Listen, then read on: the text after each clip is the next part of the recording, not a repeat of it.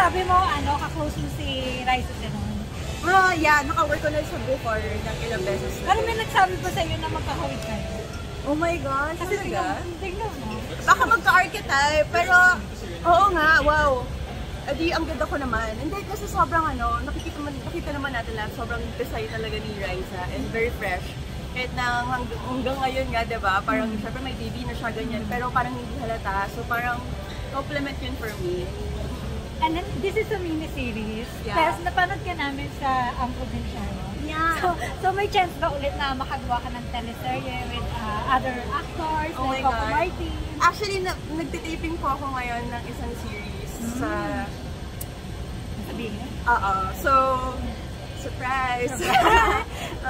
Hint na lang sa kung sino yung kasama mo. Basta sikat sila na love team. Ay!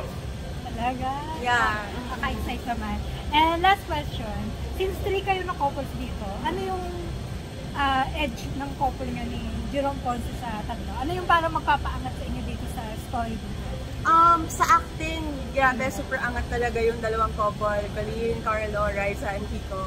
Siguro yung pinakalaban na lang namin dito ni Jerome is kami yung pinaka-live. Kami yung pinaka-kilig. Kami yung kumaga parang kami yung Magpapagaan. Oo, magpapagaan. So yun na lang yung ibibigay namin sa inyo dito. So parang, well, exciting din for me kasi parang yun yung hinga sa buong series. So sana kapitan ng mga tao, sana ma-appreciate nila.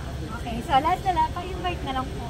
Yes, malapit na po. August 21, kung hindi lang tayo sumuko, sana po downloadin niyo ang Viva One app. Then exclusive po ang aming series doon. 99 pesos lang po per month.